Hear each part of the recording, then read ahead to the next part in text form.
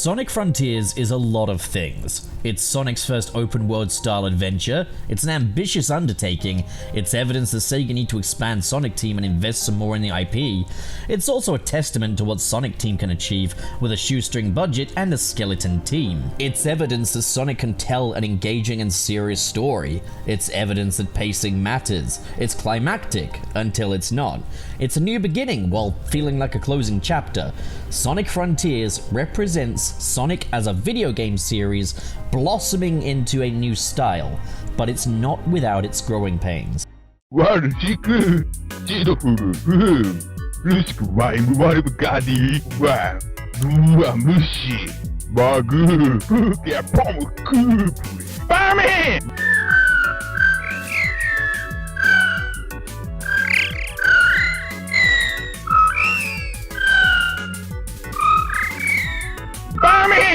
Sonic Frontiers is a pretty pivotal game in this series. Now look, I will be the first to say how cliched it is in a review of the latest Sonic game to bring up the infamous Sonic 06, but it cannot be understated the impact that that title had on Sonic the Hedgehog in the greater media sphere beyond Sonic fans. While Sega were able to get a few fan pleasers under their belts with Sonic Generations and Sonic Mania, plus Sonic Unleashed, a personal favorite of mine, Sonic's reputation in the public eye never quite recovered from Sonic 06, a nasty cocktail of a low-quality product releasing at a time when internet video game discussion was brand new and created an inescapable sense of cynicism surrounding the Sonic the Hedgehog video game series. What makes Sonic Frontiers pivotal is not only that this is the first original mainline entry in 5 years, but that this follows 2 feature films that did wonders in propelling Sonic back into the limelight as a now beloved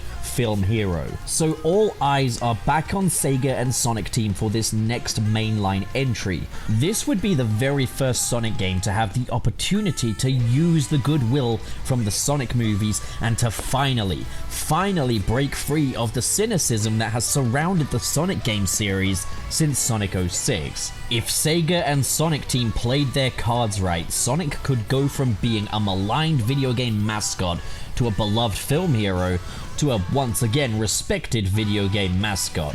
So the big question, how is Sonic Frontiers? Structurally, Sonic Frontiers presents a major departure from the previous Sonic games. In the past, the aim of the game has typically been for Sonic to run through a series of stages and set pieces to reach a goal as fast as he can. The player is rewarded with an exhilarating sense of speed for skillful play. It's all about that arcade-style A to B linear formula with quick bursts of adrenaline and satisfaction. And with that, Sonic is all about the joys of traversal. Controlling Sonic, when done right, feels wonderful.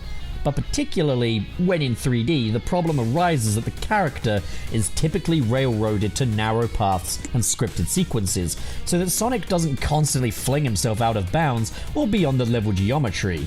This limits the enjoyment that can be had through controlling Sonic, but furthermore, with advancements in graphical capabilities, more time and more work needs to be spent creating levels that are larger than what you'd find in your average platformer due to Sonic's ability to cover so much ground in such a short space of time. So for Sonic, the only way to break free is to break the mold of the linear arcade-style structure that defined him in the 90s. To dive headfirst into the open world genre was a very smart move, restoring the control of Sonic to the player while providing ample space for Sonic to go fast. What Sonic Frontiers does differently to other open world titles is that this is not strictly one open world, but instead a set of 5 islands created for Sonic to explore, each with their own theme. For the most part, we'll get to that.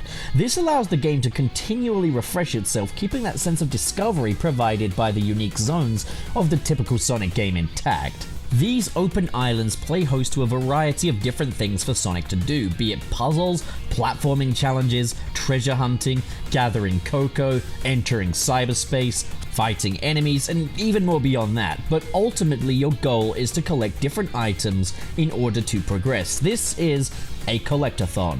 For the most part, each island is capped off by a battle against a titan that only Super Sonic can fight, so you'll be collecting vault keys to access the Chaos Emeralds. However, to advance the story, you'll be collecting memory tokens for whichever character is accompanying you on your island. There are various ways to achieve these different collectibles, be it entering cyberspace in exchange for vault keys, or to explore the island searching for memory tokens. Or you can just buy your collectibles through fishing with Big the Cat. Unless you're going for 100%, no two playthroughs of this game will be the same. And if you head straight for completion of the game's respectable 10 to 20 hour long main campaign, you'll still likely have plenty more to discover on the islands after you've beaten the final boss. Oh boy, I sure hope the final boss is good. In terms of scope and length, Sonic Frontiers dwarfs the recent franchise entries before it. There's an entire Sonic Forces worth of gameplay here in the 30 cyberspace stages alone, which make up a fraction of the overall experience that Sonic Frontiers has to offer. While this structure could easily become repetitive, Sonic Frontiers narrowly avoids that sense of fatigue by continually offering new challenges specific to each island, be it the unique platforming challenges in cyberspace or the character-specific mandatory video games to collect the last couple of emeralds on each island, which could consist of stacking cocoa, crane games, evading beads to clear out weeds. Wait, bees? Well.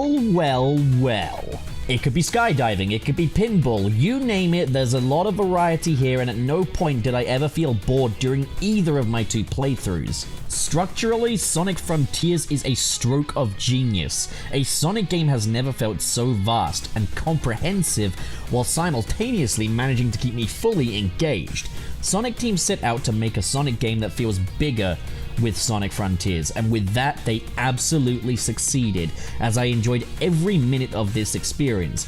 This new open zone formula is a home run for Sonic, so Sega, stick with it. I don't want another Lost World scenario.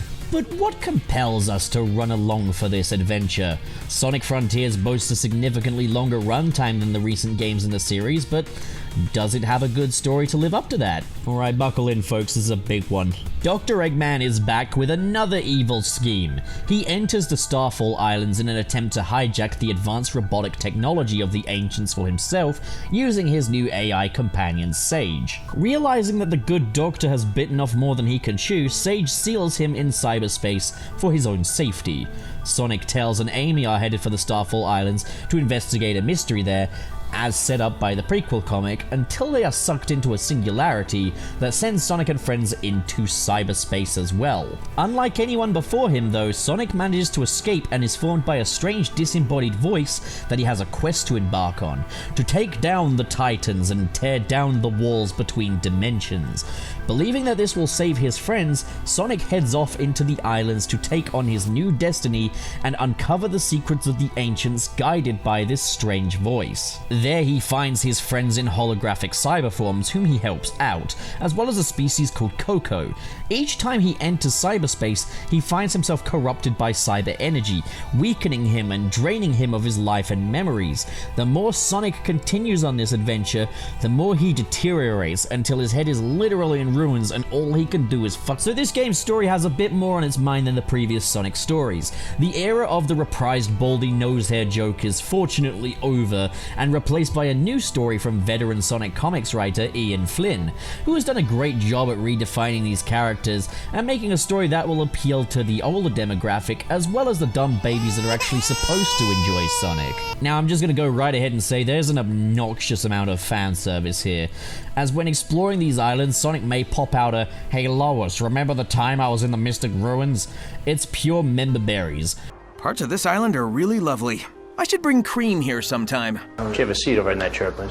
What I did like, however, was how the main story ties in with Sonic's history. Like the two Sonic Adventure games, this game recontextualizes a large part of Sonic's world, with the big draw being the reveal of the Chaos Emerald's history. Meet the Ancients, who are the original inhabitants of the Starfall Islands. These are ancestors of Chaos from Sonic Adventure. They fled an entity called the End, which destroyed their homeworld. The Ancients fueled their ships with the Chaos Emeralds, which quote, were drawn to Earth by the Master Emerald. So, the Chaos Emeralds are from space, as is Chaos' species, but the Master Emerald was always on Earth. You following?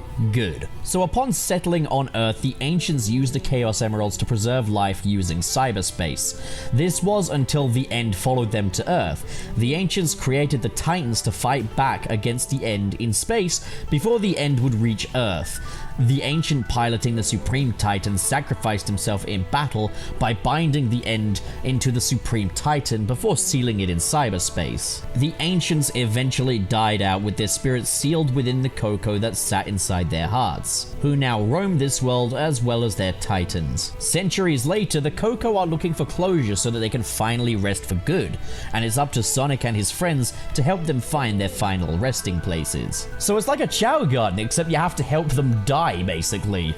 That's kind of a little bit morbid for a Sonic game. But it all transpires that the mysterious voice guiding Sonic is misdirecting him and using him to do its bidding, destroying the Titans and shutting down the towers on Rhea Island so that the voice can escape from cyberspace, where it's revealed that the voice manipulating Sonic was the End all along. So while protecting Dr. Eggman from the End, Sage is also chasing Sonic around these islands, constantly telling him to just bugger off. However, she grows closer to both Sonic and Dr. Eggman, viewing Eggman as a father figure, but growing to understand Sonic to a point where she finally convinces Dr. Eggman to team up with Sonic. Sage is a really great character as she's an AI that finds her humanity through learning to understand Sonic and his friends, and with that, it brings out more humanity in her Egg Daddy until he finally accepts her as his daughter in the very end. Because of Sage's trust in Sonic and Eggman's trust in Sage,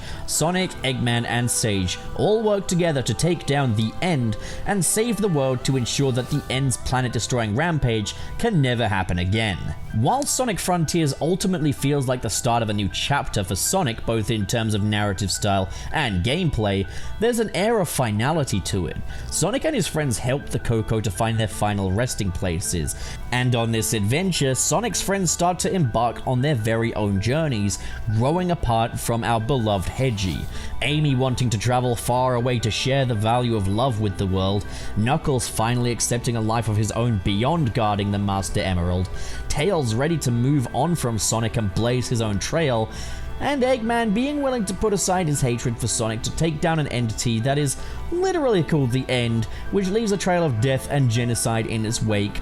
Yeah, finality is definitely a theme here. This story is all about closure and moving on, ending the feud between the Ancients and the End, letting the Coco rest, and moving on to new frontiers. You like what I did there?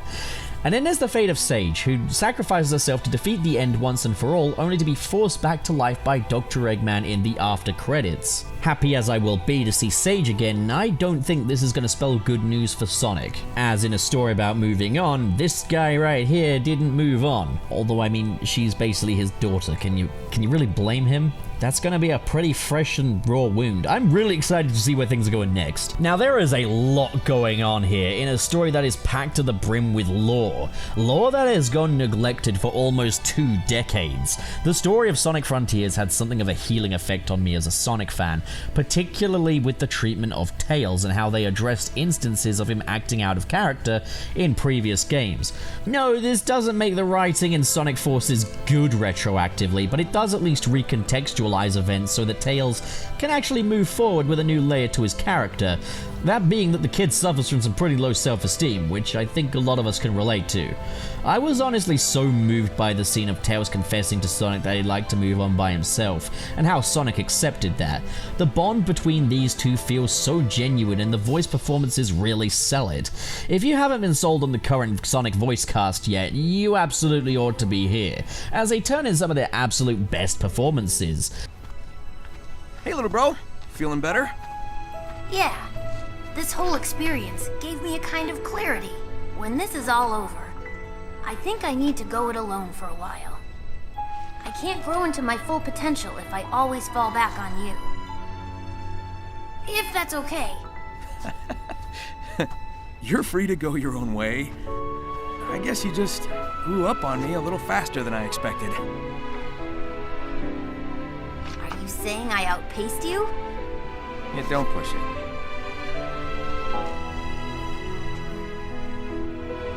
take some getting used to, but here's to you reaching new heights, partner.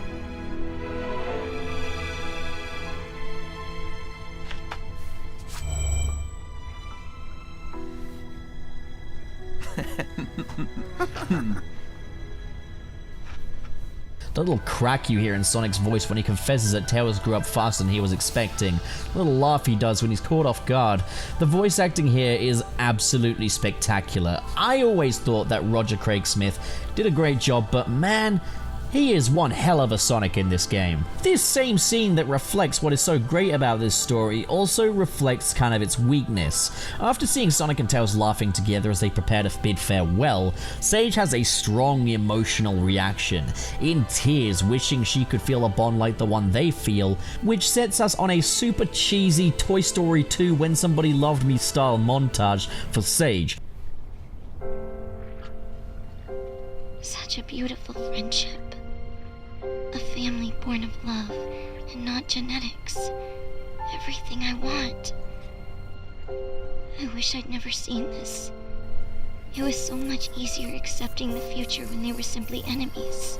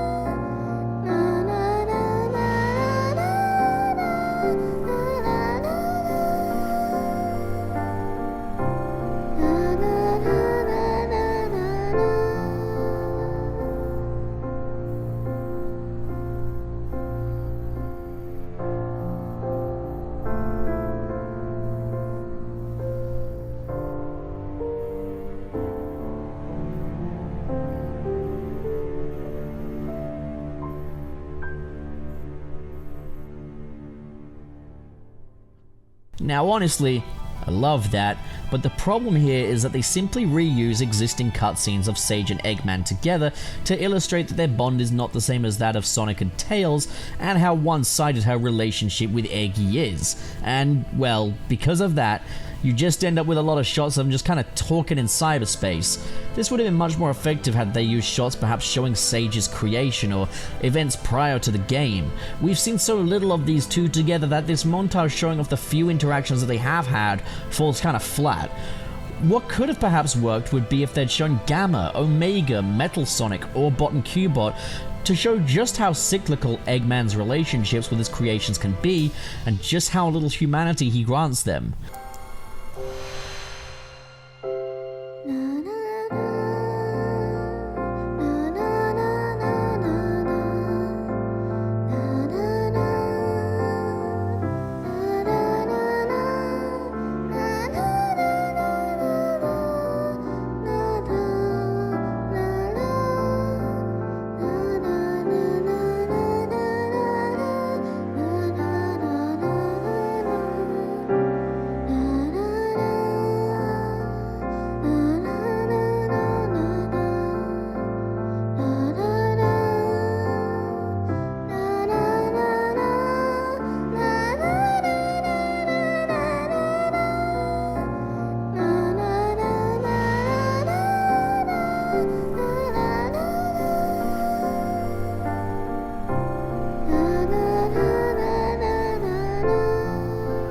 This is a problem with the entire story though. While character interactions are top notch, it feels like there are chunks missing.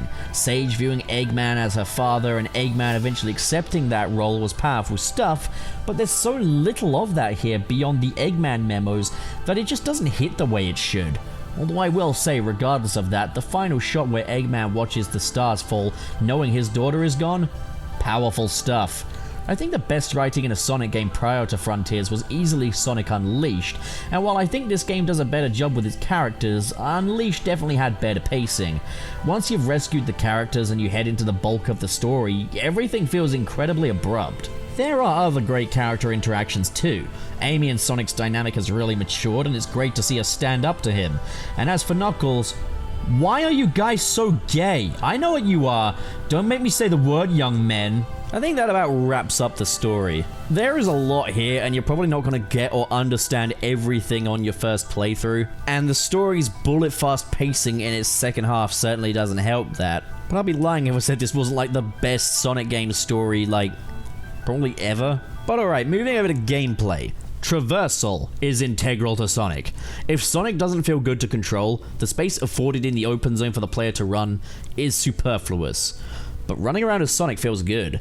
He's equipped with his usual signature moves, including a nice floaty double jump, his homing attack, a quick step I barely used and don't think I have any footage of, same applying to the slide. His stomping ability is back, now with a sort of pseudo bounce which can be used to stun surrounding enemies, and for the first time in a 3D title, the drop dash is back, which made waves in Sonic Mania. This is the first 3D Sonic game in decades to allow Sonic any kind of rolling, and I'm grateful for that. It's a lot of fun to use this mechanic to experiment with Sonic's momentum physics, which may be a little underutilized once again, but are still fun to play with, particularly when on hilly terrain.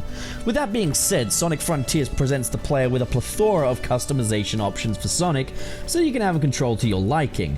I personally like to lower his starting speed, acceleration, and starting boost speed to the absolute bottom, while keeping his top speeds at maximum, allowing for a nice gradual build-up of speed closer to the classics.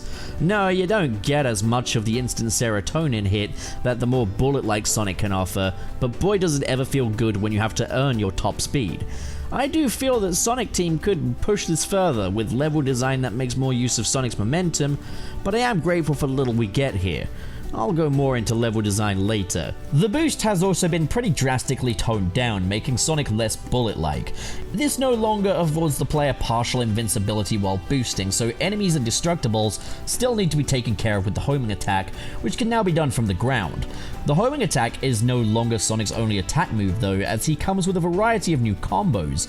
For the first time in the main series, Sonic doesn't have to transform into a werehog in order to punch things. Sonic can chain together different punches and kicks and earn different combos by unlocking them in a skill tree. These not only look cool but can deal some serious damage, as Sonic strikes over the top action poses and tears through enemies like a tornado.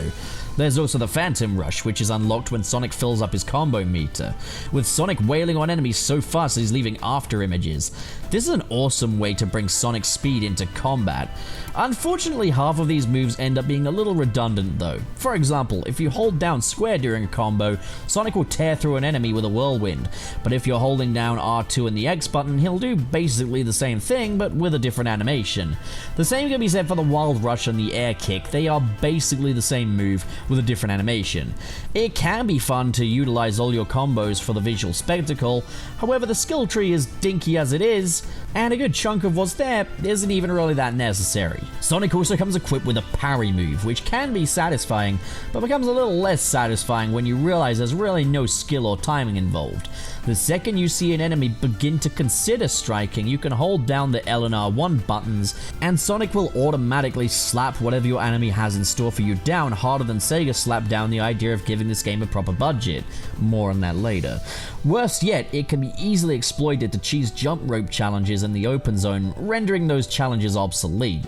There's also the Psy Loop, which can be used to solve puzzles, interact with your environment, draw dicks, and can be used in combat as well to hurl enemies into the air. This is especially useful for breaking an enemy's defense, which is a surprisingly annoying occurrence. The Lightspeed Dash also makes a comeback, but for some reason once you reach the end of the Trail of Rings, Sonic stops in midair for a beat, effectively killing whatever flow you had and punishing the player for having the audacity to use this move that in the past was great for speedrunning. With all of his new moves, Sonic has never felt more nimble and versatile. There are still improvements that could be afforded. I'd love it if they'd removed the cap on Sonic's speed, allowing him to continually build speed when running down hills, getting faster and faster. Sonic's in-air control could be just a little looser as well, as changing direction while jumping can be just a bit of a pain. I think what's most impressive about Sonic's controls is how well he can turn now, even when running at top speed. Now, jumping does lose quite a bit of momentum, and I think this is done to make platforming with the jump easier. However, because the boost is now rechargeable and a bit more controlled, I found myself using the air dash a lot more in platforming to compensate for any of the momentum lost in jumping, which actually feels rewarding, so maybe I don't mind that. So no, this game does not have any kind of boost to win issues that plagued its predecessor Sonic Forces. Each island is littered with different enemy types. These can be smaller mooks that arrive in crowds that Sonic can just homing attack to his heart's content. On later islands, these guys start shielding themselves and you have to side loop these guys, which gets old really fast. While there is a camera lock on for enemies, I rarely used it, but even then, it doesn't work so very well with groups of enemies and can lead to some fairly messy combat sequences. There are larger bosses though, such as I guess this orange peel here and the foreskin shredder. I'm not sure what they're called, but they require the player to utilize more of Sonic's combos and speed. Then there are the Guardian boss fights, which are quite a bit bigger and more event status than any of the other enemies in this game, such as the Squid, the Strider, and this guy right here. In any other Sonic game, these fights would be major narrative set pieces, but here they're just another way of grinding for gears and other collectibles. They're climactic as all get out, and they have some really unique mechanics. I'm super glad that Squid isn't a Sonic Colors final boss copy-paste like how it looked at first. My one issue with these is that, while these bosses are optional, 90% of the time you'll probably want to just run right past them to get to a different objective, but that doesn't stop the camera from moving and shifting to them and displaying their intros. In the case of this one fat red boy here, if he engages a tornado attack, it's too late. You have to fight him. I just wish you could turn off this intro feature. Yes, I know there's a shark there. Well done, game. I'm kinda busy. This is something of an ongoing issue in Sonic Frontiers. These islands are so populated with different things that there are occasions where you might just be happily exploring until you're dragged into a scripted event that forces you to do something else. Chaos Island is especially guilty of this because the majority of the platforming challenges on this island are 2D. Accidentally stepped on a dash pad, you just lost your Z-axis, buddy. The majority of these on any other island are in 3D, so you can easily just get out of it and go back to exploring or whatever, but if it's a 2D challenge, well, good luck sequence breaking your way out of there. It is doable though, entirely by accident half the time. This game does have issues with Sonic just breaking out of scripted events, be it accidentally flying over a spring or platform that he should have made, sometimes resulting in falling to his death, or just kinda just dipping. While this game is a lot less railroaded than its linear boost predecessors, the scripting for certain events and set pieces could definitely be a bit tighter. Also, if you pay close attention to Sonic's character model, you can see that he's not happy on some of these terrains with how much his feet are shaking. Terrain is a bit of an issue. Sonic can easily stub his toe on a small paving slab and fling himself into the stratosphere. This can actually be fun to play around with, but I won't lie, there's a definite lack of polish here in how Sonic does his absolute best to cope with varying terrains, but is tripping over everything everywhere all the time, or just vibrating as he tries to magnetize himself to the ground. This isn't really a major issue by any stretch, but it's definitely an instant where the game's lack of polish is on full display. Then there's the open zones themselves, which aren't too shabby for a first attempt, but I can definitely see room for improvement. The way this works is you have your lower terrain, this is the setting, the actual island beneath Sonic's feet, and then there are layers above that consisting of platforming challenges which reward the player with memory tokens and can feel like traditional Sonic levels. This is a really cool way of implementing that moment-to-moment gameplay into the open zones. I've seen a lot of folks saying that these consist largely of grind rails and springs, and while yes, there are grind rails and springs, good observation, Tails, there's still plenty of platforming and actual interaction there, showcasing some seriously cool level design ideas. I especially love the little underground temples you'll find in areas in Chaos Island. I'd definitely be game to see more indoor areas in a future installment. There's this lengthy platforming gauntlet to get from one cliffside to another on Ares Island, which is just a top-notch bit of Sonic level design. Best of all, the vast majority of it is in 3D. but I'll get into that a little more later. My one critique here would be that I feel like the upper layer could have been a lot more diegetic to the island terrains. The platforming sections are often made of metal floating platforms, rails and springs, all of which divorced from the aesthetics of the island. More could have been done to make these feel natural, perhaps the rails feeling more phantomy rather than metal. Now, in terms of grind rails, you kinda build your own rails, as every puzzle you do introduces a new long rail, which can take Sonic from one area to another, acting as a form of fast travel. They're convenient and fun to use, and the fact you earn them makes a world of difference. These same puzzles also earn you seeds of power and defense, which can be used with the Hermit Coco to level up Sonic's speed and defense. While Hermit Coco is an absolute legend who just takes all of your seeds and levels you up with them, his mate Elder Coco can suck a fat one, and by fat one I don't mean pizza. You see, the more Coco you round up, the more you can level up your speed and ring threshold. Unlike Hermit though, he doesn't do this all at once. You keep hitting that level up button and watching the animation play until he's done with all your Coco. You are done when he says you are done. Now I get it, the seeds of power are different and correspond with strength and defense, where it's just Coco that dictate your speed and rings. So okay, thanks for the choice, but maybe we should have been afforded a slider, or maybe there could have been two different types of Coco, maybe black ones for speed and white ones for rings. Why must the Coco only be one color, you racists? So Hermit Coco good, Elder Coco bad. Although I like how sentimentally the Elder Coco speaks of his Coco, he's a caring dude all things considered. Now to collect Chaos Emeralds, you need to grab keys for the Emerald Vaults, and grab each emerald one at a time. Keys can be found through treasure hunting, but a much more effective method is to use the gears dropped by larger enemies to enter cyberspace. Cyberspace are basically regular linear Sonic levels, with a set of challenges which earn you extra keys beyond just clearing the stage. Now let it be known that on paper, cyberspace is a wonderful idea. 30 linear Sonic stages dotted around in your open zone islands? That's just as many levels as Sonic Force's main campaign, and some of these levels are even longer than what you would find in Sonic Forces, others not so much. Ideas and execution, though, are two very different things for cyberspace. At face value, Green Hill again? Worse yet, Chemical Plant? Sky Sanctuary 2? Three of the most oversaturated Sonic levels out there that I'm definitely no longer nostalgic about. What was so exciting in Sonic Generations over 10 years ago is now so stale. Sega's become like that matriarch who hears you liked ice cream for dessert last week and now they've got you ice cream for dessert every damn day now, and it's like, Christ, like, can we maybe have a Black Forest Gâteau or a trifle or something? I love these level themes the first 846 times I played them, but there's nothing original here. Aside from this city theme stage, which maybe pulls assets from City Escape, maybe it doesn't. It looks pretty unique. What do you think of Green Hill Zone and Chemical Plant returning again? I want to die. Yes, I want to die. Every day, we get closer to death, and I want to die.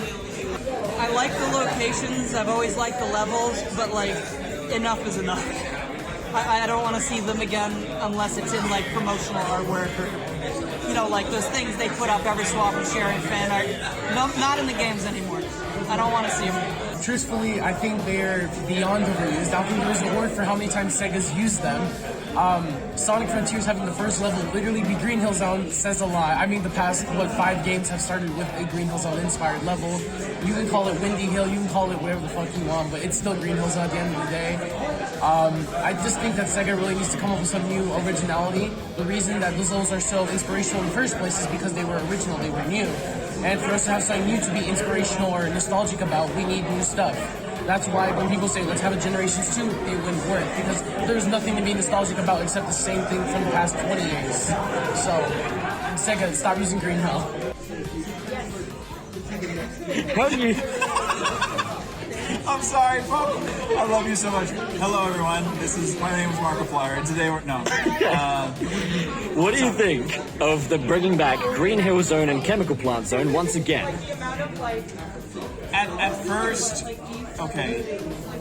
Slight spoilers for everyone who hasn't played Frontiers, but like, at first I wasn't too miffed about it if it was just going to be 1 or 2 stages that brought back stuff. But it was the majority of cyberspace was those two aesthetics, along with Sky Sanctuary and the road level, which I actually liked. But it was only those four, from what I can understand. That's when it got tiring, because I was like, God, by like the third island, I was like still seeing Green Hill Zone, still seeing Chemical Plant, and like we need to do better. We need to move on, in my opinion. So that's where I stand on that. How do you feel about them bringing back Green Hill Zone and Chemical Plant Zone again? It sucks. It sucks. They're fun. No, that's crazy. Cut them off. That's crazy. No, he said it's okay. What?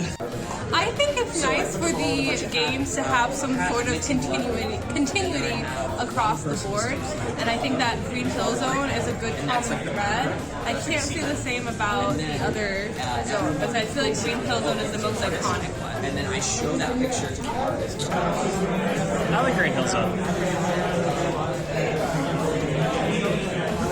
Nick! What? How do you feel about Green Hill Zone and Chemical Plant returning again? I don't have a problem with it. My problem is reusing the same damn assets over and over again without understanding the fundamental principle design of those fucking levels to begin with. So they're bringing them back, but they're not bringing them back. That's the problem. I don't like it. All right, thanks.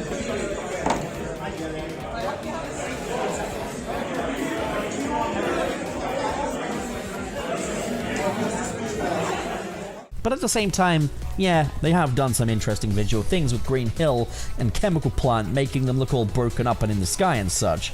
Sky Sanctuary doesn't quite benefit from this aesthetic change though, as it was already in the sky, which begs the further question, why these levels again? Well, there's an in-universe reason in that. The cyberspace was created by the ancients as a means of preserving life and the world they live in. With cyberspace effectively documenting the world around it, it includes the 3 islands from the original Sonic trilogy. It's not like those islands were bigger than just one zone each that happened to be used in generations now, was it? Listen, you can justify this until the cows come home. I don't need any more justification to use old levels because I don't want them at this point. I don't care if the next game is based on Sonic's memories or if he's going into a scrapbook or something. Stop doing that. No more Sonic games that revolve around the past, please. Even then, there are hundreds of Sonic stage I'd rather see here than the ones they've chosen, and even then, I'd still prefer something new. At the same time, yes, the aesthetic has been reworked. Kinda, but not much. I get reusing the geometry, but could we not perhaps rework the colors or textures? How about Green Hill Zone made of purple tinted glass? Space agey stuff, give it a truly vaporwave aesthetic. That aside, the actual layouts of the levels are nothing new either, save for a couple on the last island. These levels ape their layouts from Sonic Generations, Sonic Unleashed, and Sonic Adventure 2 stages. Now here's the thing. With boost gameplay, there's not really much of a new experience to be had with reused levels from Generations and Unleashed, but I must admit I had a ton of fun with the Adventure 2 layouts. They absolutely steal the show in terms of modern Sonic stage layouts with a great mix of speed and platforming. But with this game aping level layouts from previous games too, it's a wonder why they don't borrow their aesthetics as well. Okay, let's say they reused Green Hill, Chemical Plant, and Sky Sanctuary so that they wouldn't have to make new graphical assets, and the Sonic Adventure 2 assets are highly outdated, I get it. But then why not use things like the assets from Jungle Joyride for the Green Forest level? Elements of Chemical Plant or Mortar Canyon could be used for Metal Harbor.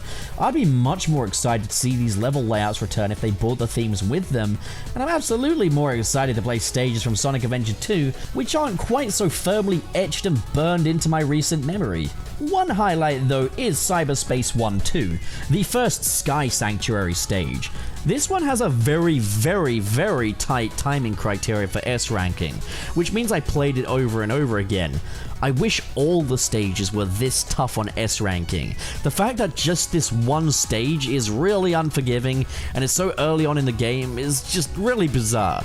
Other methods of nabbing keys are finishing with a certain amount of rings, collecting all the red rings, which are much more in plain sight than they used to be. So here's the unexpected part. For some reason, Sonic controls differently when in cyberspace. Your customization options are all null and void in cyberspace, and there are no combat elements whatsoever, with Sonic reverted back to his basic moveset, but worse yet, he does not feel good. Now, it's not a deal breaker. This doesn't completely kill cyberspace, but it is baffling as to why they didn't just stick with the open zone Sonic whose turning circle I complimented, where the turning circle in cyberspace feels just horrendous. Look at this. This guy really needs a drift like he had in Sonic Generations, which admittedly he gets one for one stage, but it's automatic and it feels very loosey-goosey. The rebound on the homing attack is painfully slow. What is this, Sonic 06? If you're not boosting or running into a dash pad, Sonic runs incredibly slowly too. But that's okay, because he only needs to do so much as walk in order to get around a loop-de-loop now, completely killing the entire purpose of the loop-de-loop. Now admittedly, you're probably not going to do that anyway, but even so, here's the thing. I should be able to play this game like a big dumb baby man idiot face without it falling apart, but again, there's just no polish here, so you can dick about in ways you shouldn't be able to. Now, some of these cyberspace stages are entirely in 2D. There's no more mixing of 3D and 2D, you get either or, which I do like. The majority of them are in 3D, but as for the 2D ones, well, any issues with Sonic's physics are only exacerbated in the 2D space, because we know full well how this guy's supposed to feel in 2D, and this isn't it. Put it this way, running along in a 2D Green Hill Zone with these physics is pleasing nobody. Classic fans ain't gonna be impressed because he feels wrong, and the modern Sonic fans ain't gonna be impressed because we want something new. This is for nobody. Having this Sonic run through Generations layouts does this gameplay style no favors either, as again, we have that point of comparison. This was better in Sonic Generations. One note though, in the 2D stages Sonic can roll. It's pretty hard to pull off and it doesn't afford more speed than boosting, but it's alright. It's kind of just nice to see it there, you know? Cyberspace was a really solid idea, and at the end of the day, I did enjoy these. It's a classic case of where good level design can save a bad playstyle, but when the open zone gets it so right, it's a mystery as to how these ended up as they did. And sadly, they just didn't take the opportunity to do anything new with this. As far as side missions in video games are concerned, there's a lot of fun to be had here, but there are just too many issues with this to overlook, and it's a mystery as to how they keep fumbling a gameplay style that they got perfect in 2011. You can effectively bypass cyberspace though. Heck, you can bypass collecting memory tokens by going fishing. So there are purple coins dotted around the open zones which can be spent on turns fishing. Yes, Big the Cat has discovered capitalism and charges you for goes on his rod. Boy, did that ever sound sultry. You catch a fish, you get tokens, and then you can spend those on the very collectibles required to beat the game. It doesn't cheese the experience, but it definitely expedites things somewhat. There's very little skill to fishing. You cast your line, you press X when you feel a snag, and then you do what is effectively a quick time event, and voila, you've caught a fish, or any other asset that Sonic Team has laying around. It's very Animal Crossing. If you don't have any tokens to fish, provided you have the Monster Hunter DLC installed, you can just grill meat and get tokens for that, although it's a lot slower. One collectible that can be bought exclusively with Big's tokens are Eggman Memos. These provide additional context as to what's going on in the story and are fantastic. Problem being though that if you buy all the Eggman Memos on Kronos Island before completing the island, well, you'll spoil who the Ancients are, which is incredibly bizarre given that these memos do sell out. Why not put the cutoff point before spoiling the Ancients? I don't get that. Upon collecting the first or so Chaos Emeralds, Sonic will confront one of the Titans and be defeated in the battle. These are cinematic and it's a great way to establish the threat by having these enemies actually beat Sonic. This could be Sonic's first attempt at taking down Giganto, or the thrilling chase set piece on Ares Island with Wyvern shooting missiles at you. It becomes clear that Sonic as he currently isn't powerful enough to take down these Titans. Not all of the emeralds can be unlocked through keys either. Some emeralds are only granted to you by doing a mission for a specific character. This could be herding around the Cocos and avoiding their bombs that they, I guess, poop out. Because why not? There's a fun party-like atmosphere to these challenges, and usually a time limit, and a much more limited number of lives. It feels good to complete these as you're rewarded with a cutscene of Sonic breakdancing with his shiny new emerald. It's nice to see that in all the somber of Sonic Frontiers, we still have silly party-esque moments like these. Right, you've got your emerald now? Well, On to the end of Island Titan boss fights, which, holy mother of God Jesus, might just be the highlight of the entire Sonic franchise. Safe to say, Super Sonic in recent years has lost a little of his X factor. It's cool that we could just unlock him and play through old levels, but it's safe to say that the feeling of Super Sonic being a power trip was kind of dead and buried by the time we'd gotten to Sonic Forces, where he effectively offers an infinite boost and invincibility. Well, Sonic Frontiers is a very different story. You scale the Titan and find the final Chaos Emerald, which is usually on its head, and boom! You are now the most OP thing in history. Super Sonic can fly extremely fast, but on top of that, has far more powerful and dramatic looking versions of the regular Sonic combat moves. These pack such a punch that they leave after images, but what I think makes these fights so immaculate is just how hard Sonic Team went here. For starters, the music. Super Sonic is accompanied by heavy metal vocal tracks which will force your heartbeat to accelerate and your adrenaline to spike. These Titans are colossal as well. There are various cinematics and QuickTime events that make Sonic feel more powerful than ever before, and this little guy can get violent when he feels like it. I think the absolute highlight was Sonic cutting the Knight in half with his own sword, a sword that is like 10 times the size of Sonic. These fights had me asking, is this even a real game? Did I just dream this stuff up? They are immaculate and easily the highlight of Sonic Frontiers, a heck of a reward for progressing the game. Now when Sonic turns Super, his rings do of course begin counting down, so you might want to get as many rings as you can before the fight to afford yourself ample time. You can use the side loop to generate rings, which effectively serves as a health recharge, which on paper might sound too easy, but in-game proved to be a lifesaver on many occasions. God damn, these Super Sonic fights. God damn. Each fight feels like the final showdown. Sega, you cannot just go back to running up to a boss and jumping on it after this in future games. I need this combat to be here to stay. I wonder how they'd possibly make a final boss that lives up to it.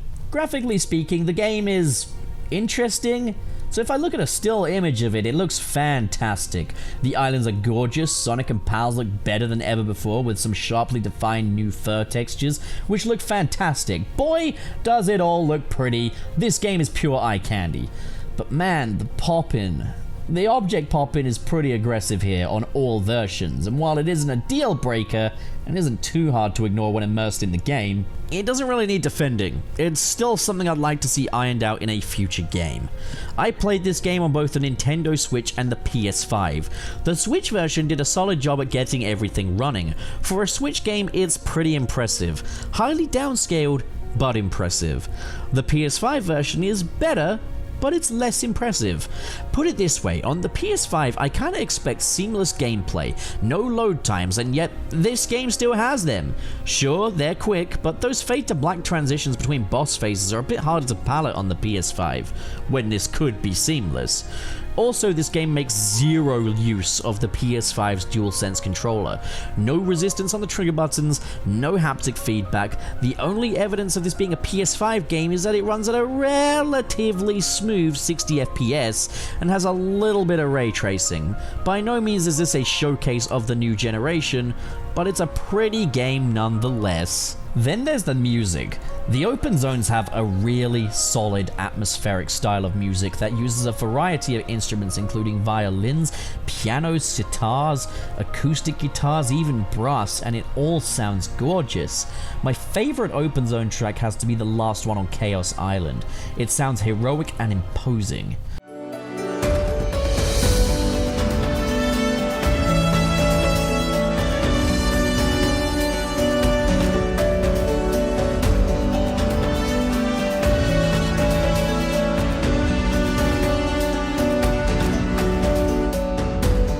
The cyberspace stages have EDM-style music that wouldn't sound out of place at Tomorrowland. It's a big step up from the Sonic Forces foray into the EDM genre. The mini-games are accompanied by more jazzy and at times more rock-inspired music, and the bosses are all heavy metal. The score accompanying the cutscenes is also not to be sneezed at. Tomoyo Otani really shows off his musical chops here, dipping into various genres successfully. There's even Sega Mega Drive inspired tracks for the hacking and pinball minigames, and they sound wonderful.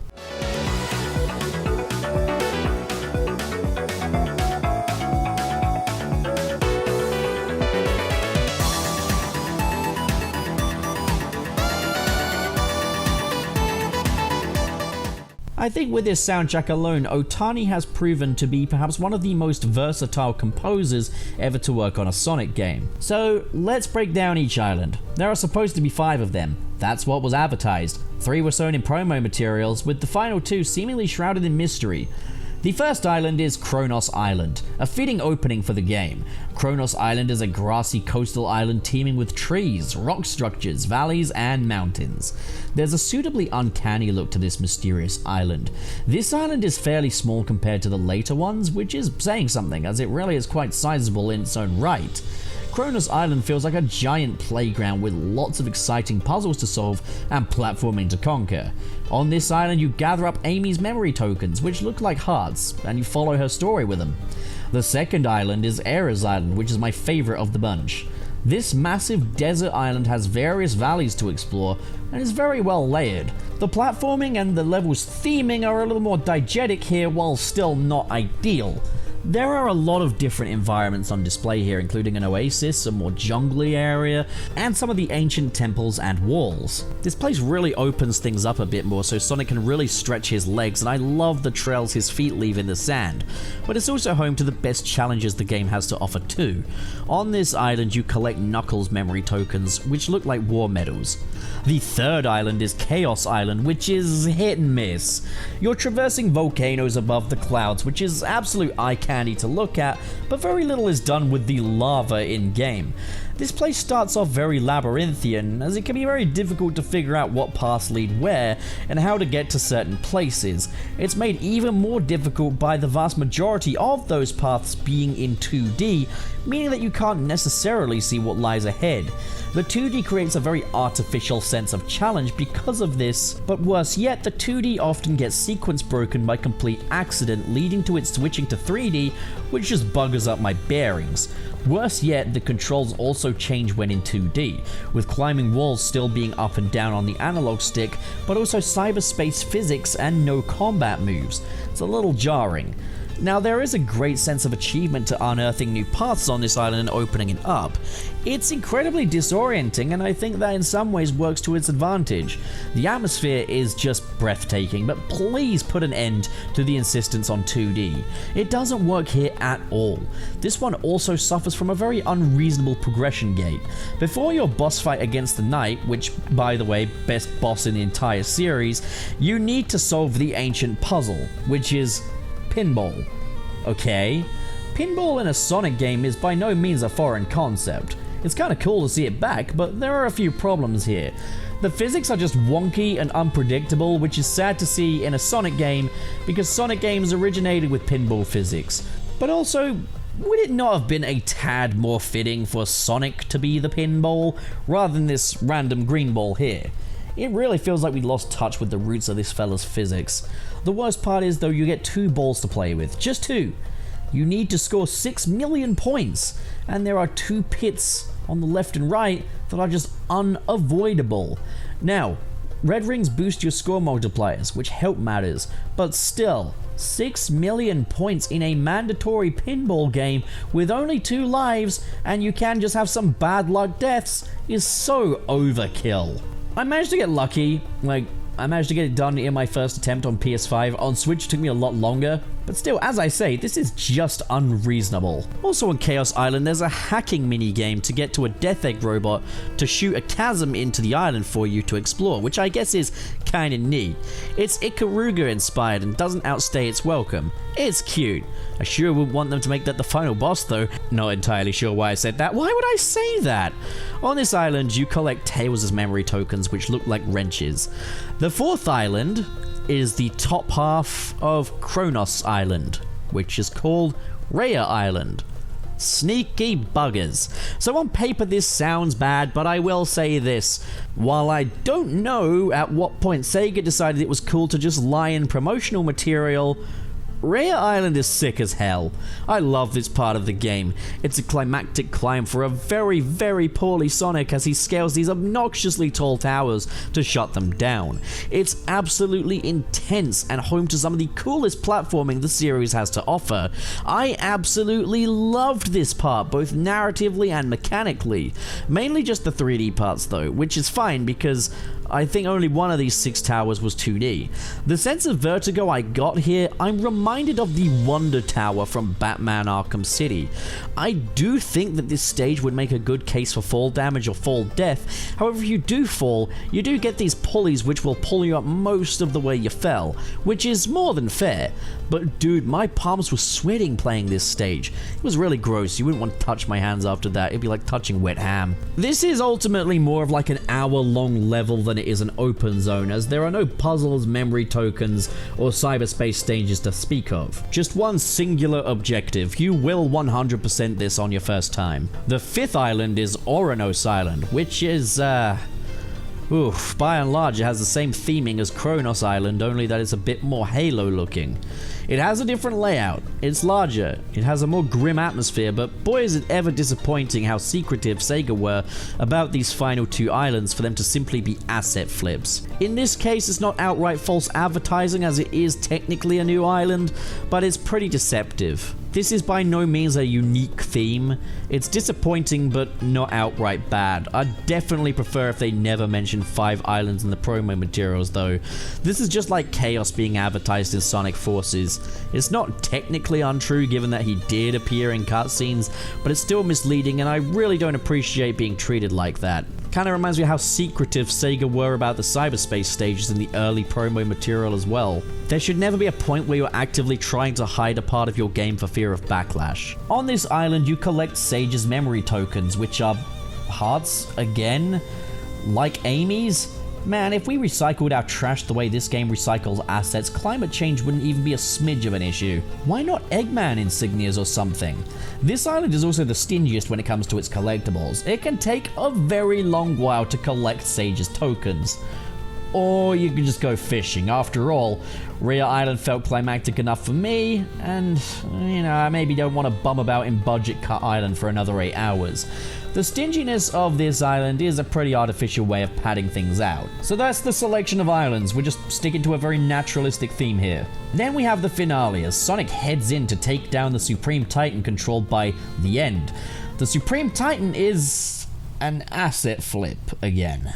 Remember Giganto? Here he is in a coat of white paint with a red hat on, and I guess he's part of the NRA now. Now, his attack patterns are a little different, but he's nowhere near as exciting as Wyvern or Knight, and this boss is just over far too quickly, even on hard mode. This guy needed some more hit points or something, because he just goes down on me quicker than your dad. Of course, Sonic only chased the End out of the Supreme Titan. The battle isn't done, and the End ascends into the sky to regain its moon-like form. What a scary idea for a final boss. And it's defeated in a QuickTime event. Pretty anticlimactic that. Genocidal, planet-destroying entity, and it goes down with a couple of presses of the square button.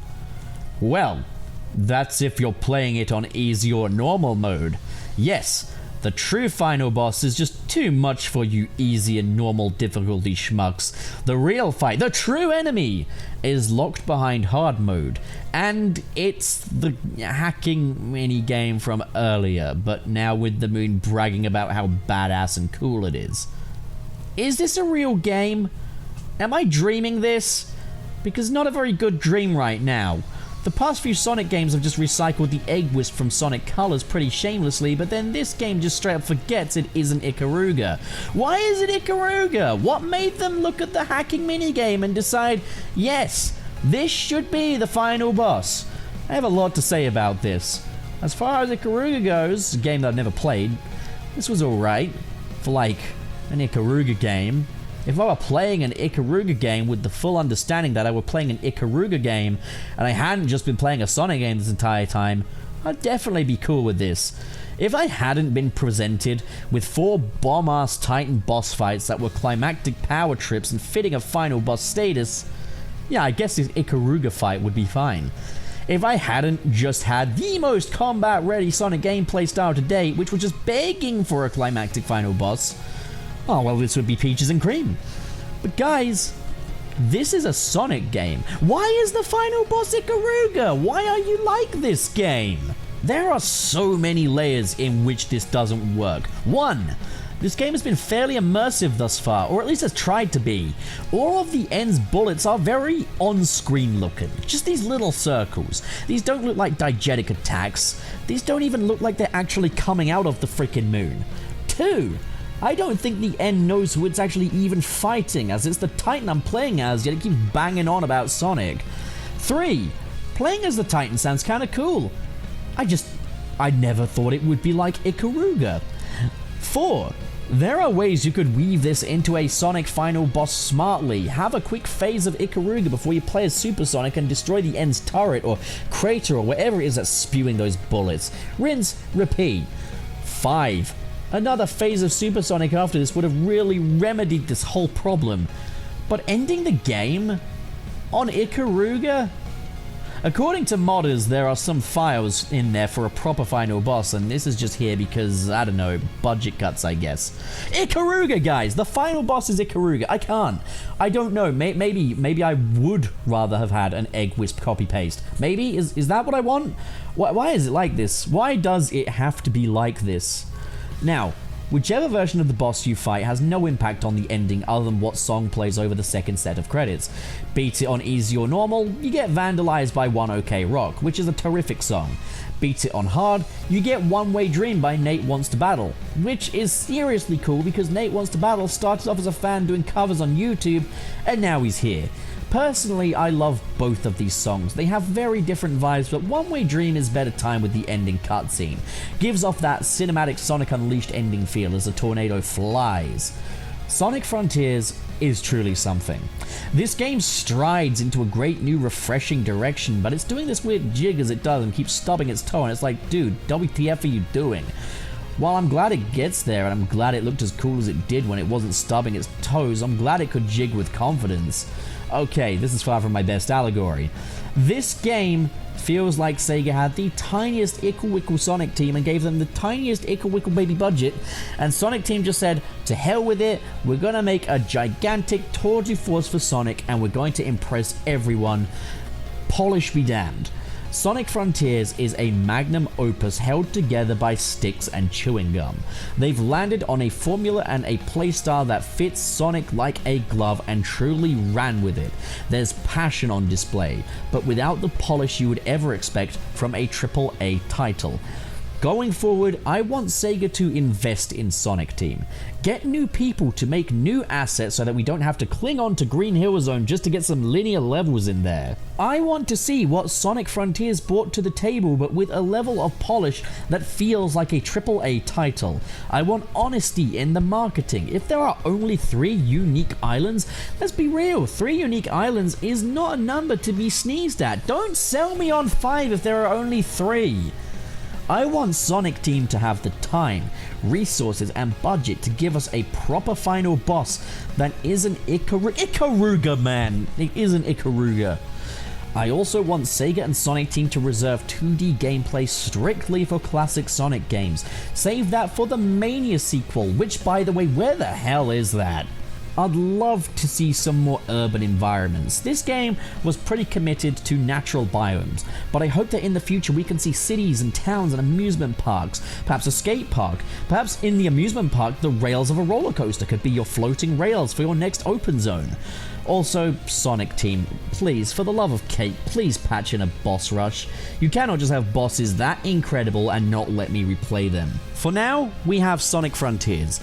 I've been pretty critical in this review. There are issues with this game and they don't need defending, but I really want to reiterate that while this game lacks polish, while this game could have been more, this is still one of the most compelling and enjoyable video gaming experiences I've ever had. And I know some gangster's gonna be like, you'll need to play more games. I get it, but Sonic is my all-time favorite video game character. Was the first video game I ever played was Sonic 1. It makes me so happy to see Sonic Team giving it their all and pouring their hearts into this project. And it makes me frustrated to see that Sega are still unwilling to invest a bigger budget or a bigger team onto this project. Hopefully this game does well, which I think it absolutely deserves to.